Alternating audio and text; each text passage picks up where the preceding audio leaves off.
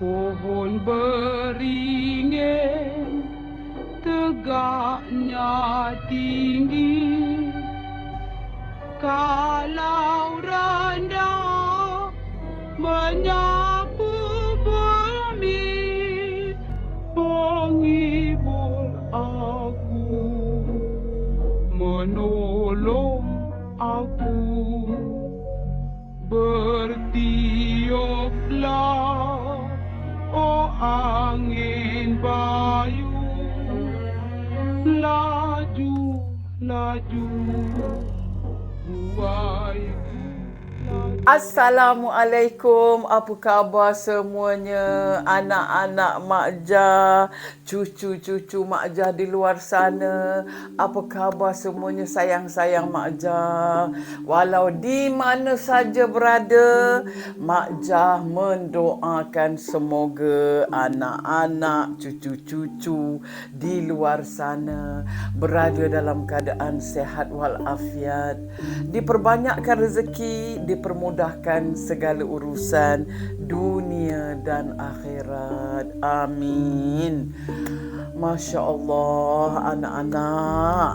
Mak Jah sebenarnya kalau setiap minggu hari Jumaat memang Mak Jah rasa macam seronok tau. Mak Jah bukan apa. Mak Jah ni memang suka bercerita. Kalau misal kata anak-anak Mak Jah di luar sana kan, jumpa Mak Jah di luar, Mak Jah memang suka bercerita. Topik yang paling minat memang cerita-cerita misteri. Sebabnya Mak Jah rasa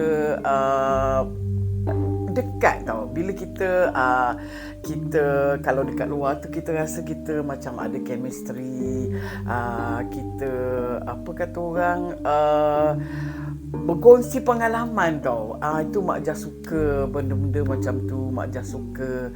Jadi walaupun kita Mak Jah bercerita dengan anak-anak, walaupun kita tak pernah bersua muka, tapi Mak Jah tetap rasa dekat di hati anak-anak Mak Jah di luar sana. Itu Mak Jah paling sukalah. Sebab orang tua ni kan, dia rasa dihargai. Dengan komen anak-anak mendoakan Mak Jah, dengan itu Mak Jah rasa macam itu dah cukup dah. Alhamdulillah, tu nikmat yang paling Mak Jah suka. Rasa dihargai, bertanya khabar. Mak Jah baca semua komen anak-anak. Alhamdulillah, Mak Jah pun sentiasa doakan yang terbaik untuk anak-anak Mak Jah dan cucu-cucu Mak Jah di luar sana. Jadi kita hidup dalam dunia ni tak payah pening-pening kepala kan. Jangan macam kita fikir banyak sangat. Tak payah. Lagi satu, kita tak payah nak apa orang kata macam tengok orang lebih daripada kita kan. Kita tak payah fikir sangat, itu rezeki masing-masing. Semua orang Allah dah atur dah rezeki dia, jodoh dia, hidup dan mati semuanya dari Allah. Siapalah kita untuk mempertikaikannya. Jadi Mak Jah bercerita ni, Mak Jah teringat tau sebab Mak Jah rasa zaman sekarang ni kan, kita rasa mewah tau anak-anak. Sebab Mak Jah teringat tau pada Mak Jah pada tahun 1997-98, kita ekonomi gawat masa tu. Kita masa tu satu dunia semua gawat kan. Jadi rasanya Mak Jah masih ingat ketika tu macam mana banyak artis-artis balik kampung buat meniaga kecil-kecil. Masa tu memang syuting semua tak ada masa tu, dan itu zaman inflasi berjemat-cermat. Jadi pasal apa Mak Jah cerita? Pasal cerita yang Mak Jah nak cerita ni ada kena mengena dengan zaman itu.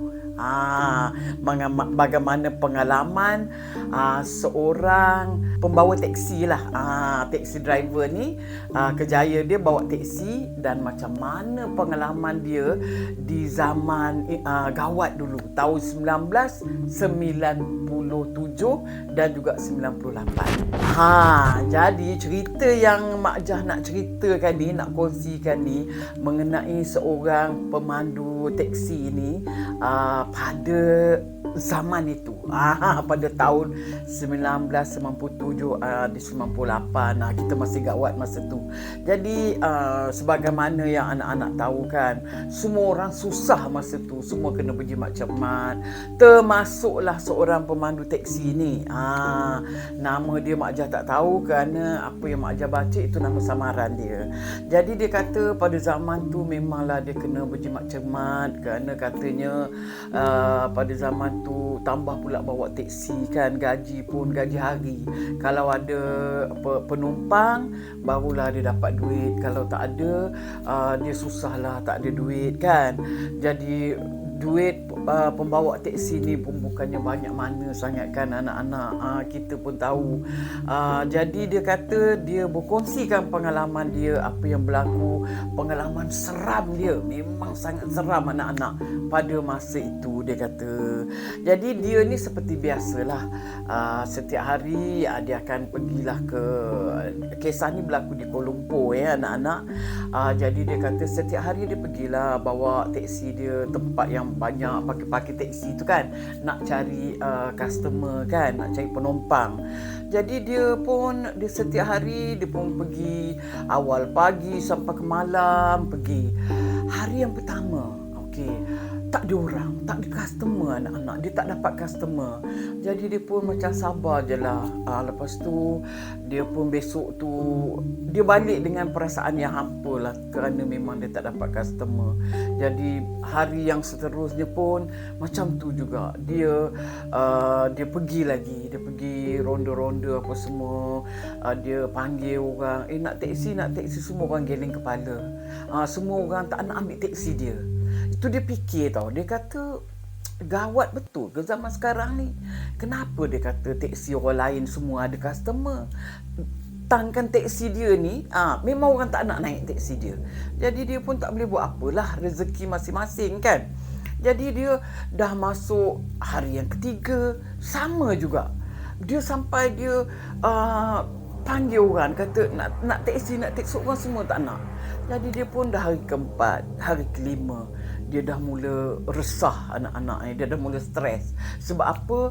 Sebagaimana yang kita tahu kan, kalau pemandu teksi ni gaji dia berdasarkan kepada berapa ramai penumpang yang dia dapat kan.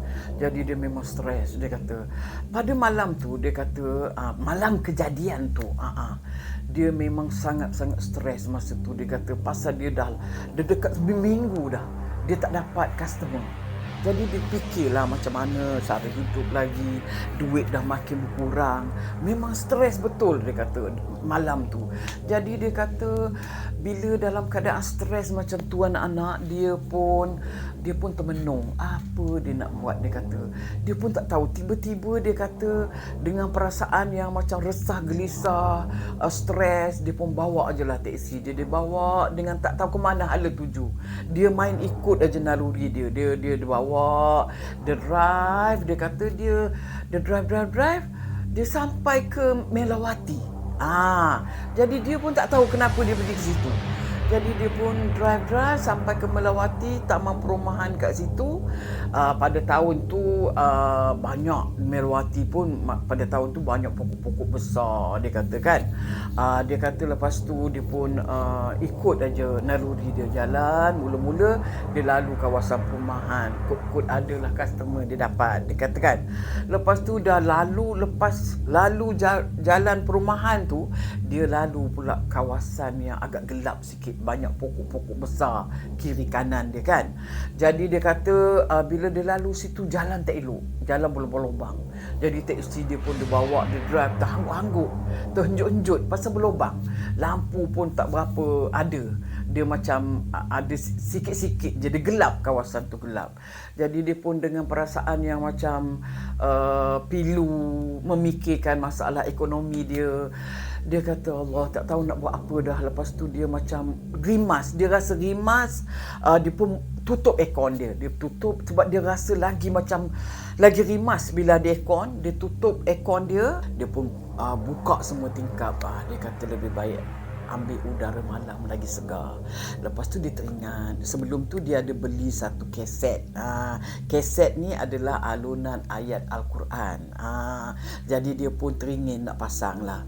Sebab apa, kadang-kadang kita sebagai manusia ni kan anak-anak, bila kita dalam keadaan yang terlalu tertekan, bila kita dengar ayat-ayat suci Al-Quran, kita lagi boleh dapat ketenangan. Lepas tu dia pun masukkanlah kaset tadi tu ke dalam player dia. Tapi dia tekan.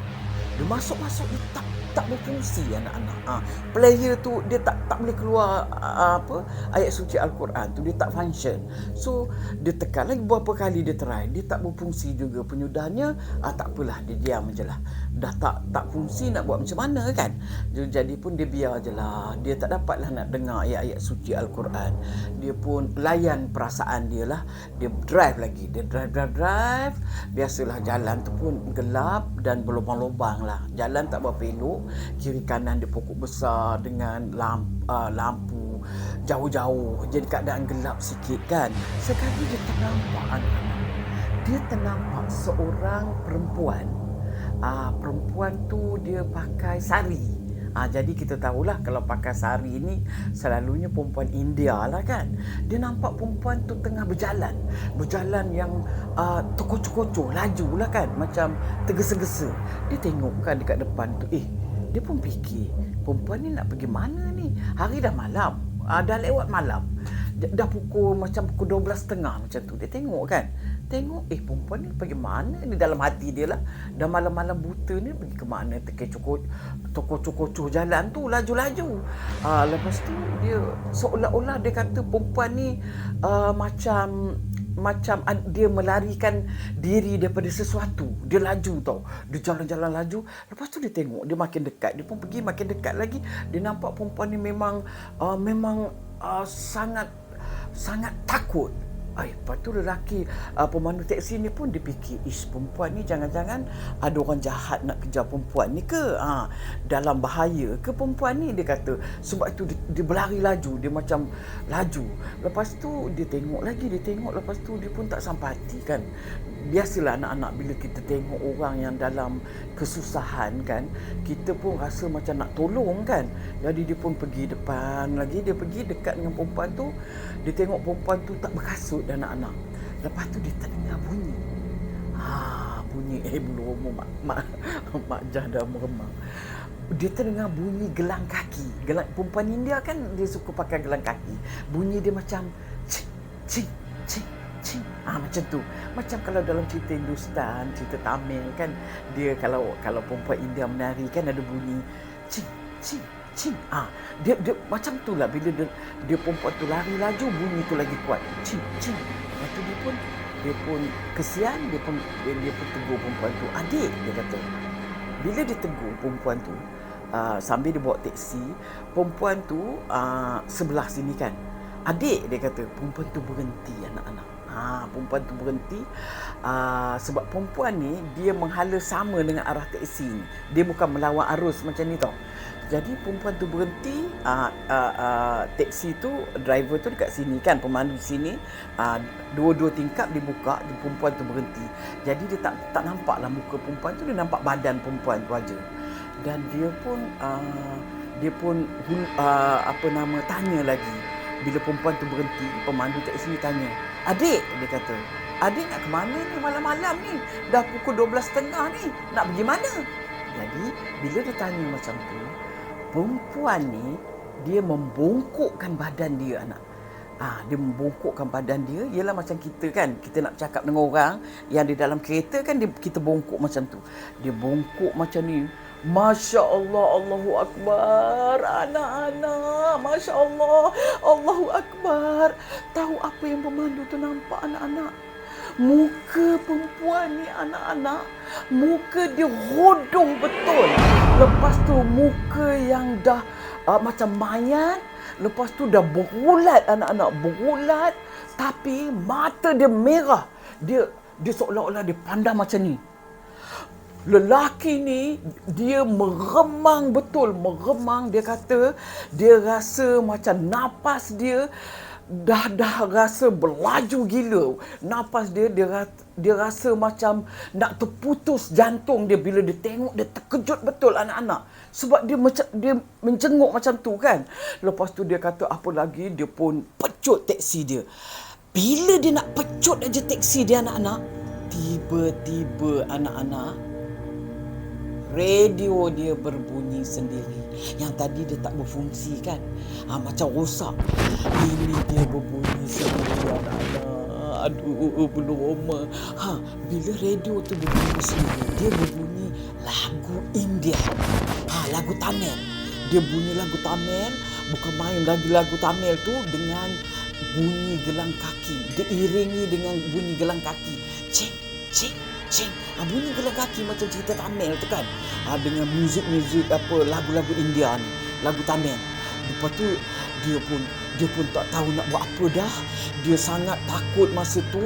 Lepas tu dia pun biasalah bila dia bawa teksi kan, dia pun sambil tu kita kan dia ada cermin kan, boleh pandang belakang. Sambil dia bawa teksi tu, dia tengok dekat cermin seat belakang dia tu. Anak-anak tahu apa berlaku. Bila dia tengok aja seat belakang teksi dia tengok ramai orang dalam teksi dia anak-anak. Ramai orang dengan menutup muka dengan kain sari. Maknanya dekat belakang dia tu dah penuh orang tapi pakai tutup dengan kain sari. Dia memang betul-betul dia rasa macam di awang-awangan masa tu. Dia kata memang dah bulu roma, bulu apa semua dah kembang dah tengkuk dia. Kita rasa dah macam bukan diri kita, dah rasa melayang badan kita. Dia sangat takut. Tiba-tiba bau busuk, dia kata bau busuk dan dekat itu dengan bau busuk yang sangat meloyakan. Dia rasa bau tu, dia kata lebih busuk daripada bau bangkai. Dia kata tahu, busuk sangat, macam kalau kita tengok bau bangkai kucing ke apa kan, busuk kan, kalau dah berulat kan, lebih busuk daripada tu sampai dia nak muntah, dia tak tahan dia kata. Lepas tu dia tak boleh buat apa-apa, dia nak muntah sangat, dia dah macam pening. Dia buka, dia keluar daripada teksi tu anak-anak. Dia dah tak tahan dah. Sebab apa? Masa dia nak bawa teksi tu, dia dah tak boleh nak bawa teksi tu sebab dia rasa teksi tu berat. Yelah, sebab ramai orang dekat belakang tu kan. Dia pun keluar daripada teksi tu, nak jadi apa, jadilah. Dia cakap macam tu, lantak je lah. Lepas tu, dia pun bila dia keluar daripada teksi dia pun tunggu je teksi mana-mana lalu, dia tahan, dia nak tumpang. So dia pun tunggu tak lama daripada itu, dia adalah satu teksi lalu. Dia pun tahan.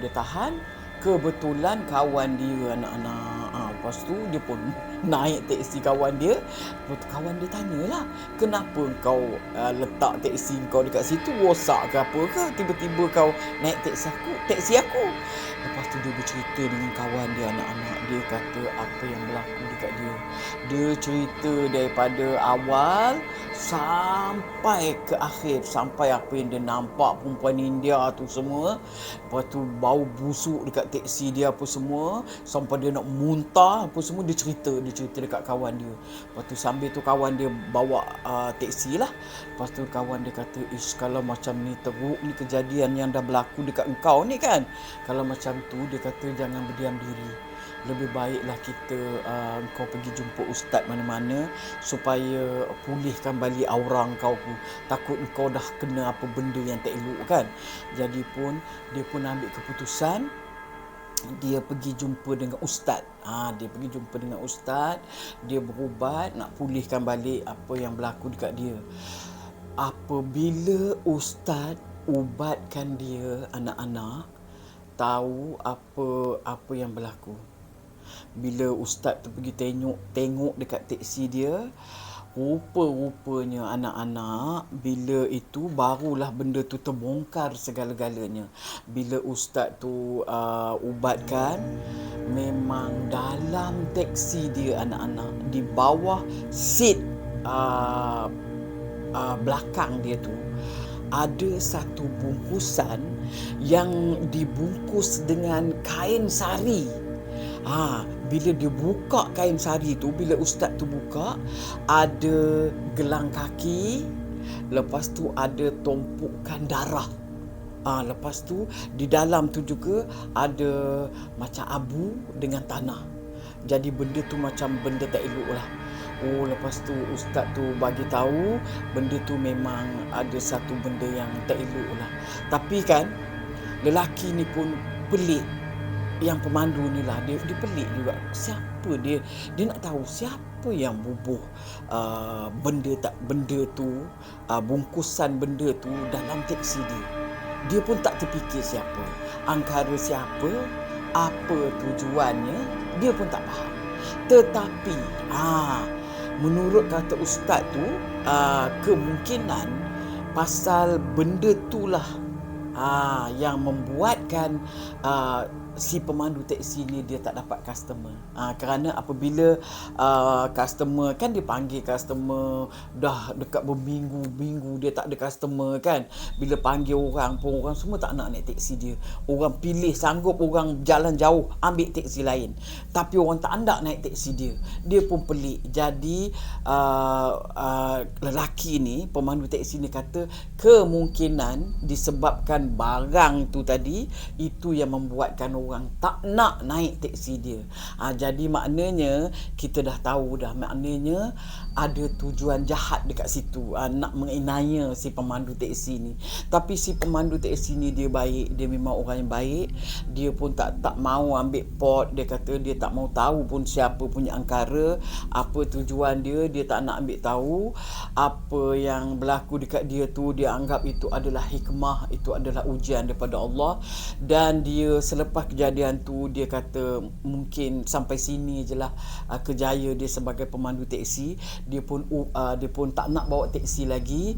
Dia pun cari kerja lain. Mungkin dia kata mungkin sampai sini je lah rezeki dia sebagai pemandu teksi. Dia pun minta kerja lain. Dia dapat kerja lain, so dia pun tak nak bawa teksi lagi. Jadi sampai sekarang pun dia kata dia tak tahu apa motif orang tu yang letak tu semua barang tu, dan dia pun dah maafkan orang tu, biarlah. Jadi orang ni, pemandu teksi ni memang baiklah. Dia memang maafkanlah apa tujuan orang tu. Inilah saja dapat Mak Jah kongsikan cerita ni bersama anak-anak semua. Haraplah anak-anak suka dengar cerita Mak Jah. Tapi apa pun, kita jangan takut dalam dunia ni anak-anak. Kita takut kita hanya pada Allah yang Maha Kuasa. Kerana apa pun semua dengan izin Allah. Jadi kita jangan takut dengan sesiapa pun dalam dunia ni. Takut kita hanya pada Allah. Tu Mak Jah ucapkan banyak-banyak terima kasih kepada anak-anak di luar sana yang menyokong Mak Jah, yang tak berhenti-henti mendoakan kesihatan Mak Jah dan keluarga. Mak Jah ucapkan terima kasih banyak-banyak, wahai anak-anak tercintaku. Dan Mak Jah pun sama, sentiasa mendoakan anak-anak. Jadi insya-Allah sehingga kita berjumpa lagi di minggu depan. Tenang-tenangkan hati dan ingat pesan Mak Jah. Hidup dalam dunia ni jangan leka, kerana ada yang memerhatikan kita setiap masa.